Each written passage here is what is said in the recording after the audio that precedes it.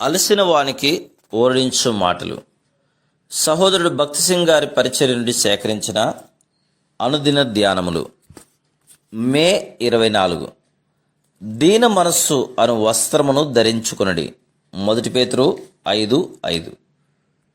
మనము లూకా సువార్త 24:34లో చదివినట్లు, తన పునరుత్థాన దినముననే ప్రభు అయిన యేసుక్రీస్తు సీమోను పేతురుకు కనబడెను. ప్రభు నిజముగా లేచి సీమోనుకు కనబడెను. మరియా సమాధి ఖాళీగా ఉందని సీమోను పేతురుకు చెప్పిన తర్వాత కూడా అతడు ఖాళీ సమాధికి ఎందుకు పరిగెత్తునో మనం ఊహించవచ్చును.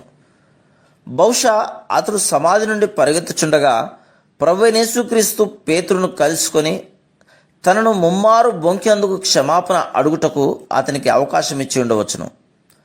అపోస్తలుడైన పేతురు ప్రభు యొక్క అపారమైన కృపను, క్షమాపణను రుచి చూసినప్పుడు ఎంత గొప్ప సంతోషమును అనుభవించి ఉండునో కదా. మనం ప్రభు పాదముల యొద్ద ఎంతగా తగ్గించుకొని విరిగిన హృదయముతో, నలిగిన మనసుతో ఆయన సన్నిధిలో కొనసాగుదుమో మనమంతగా ఆయన పునరుద్ధాన శక్తి యందు ఆనందించగలం. అదే పేతురు 1 పేతురు 5:6 విశ్వాసులందరికీ ఇట్లు రాయుట మనం చూస్తున్నాం.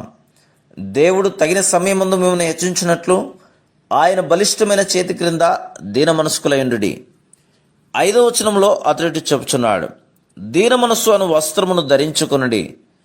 దేవుడు అహంకారులను ఎదిరించి దీనులకు కృప అనుగ్రహించును. మత్తయి సువార్త 23:12 ఈ విధంగా చదువుచున్నాం, తన్ను తాను హెచ్చించుకునివాడు తగ్గింపబడును, తన్ను తాను తగ్గించుకునివాడు హెచ్చింపబడును. నిజమైన దీనత్వముతో, తగ్గింపుతో మనం ఒకరిని ఒకరు ఎట్లు ప్రేమించవలనో, సేవించవలనో మనకు ఒక మాదిరిని చూపుటకే యేసుక్రీస్తు ప్రభు తాను సిలువ వేయబడక మునుపు శిష్యుల పాదములు కడిగెను. శక్తి కలిగిన పరిశుద్ధుడైన మన దేవుడు యెషయా గ్రంథం 57:15 ప్రకారం 2 స్థలములలో నివసించును.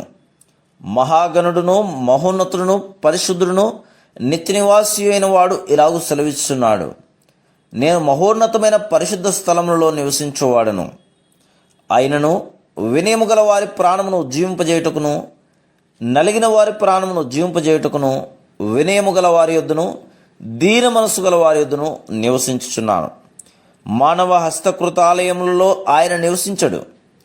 ఇంకను ప్రభువు మత్తయి సువార్త 11:29 ఇట్లనుచున్నాడు, నేను సాత్వికుడను, దీన మనసు గలవాడును గనుక నా యొద్ద నేర్చుకొనుడి.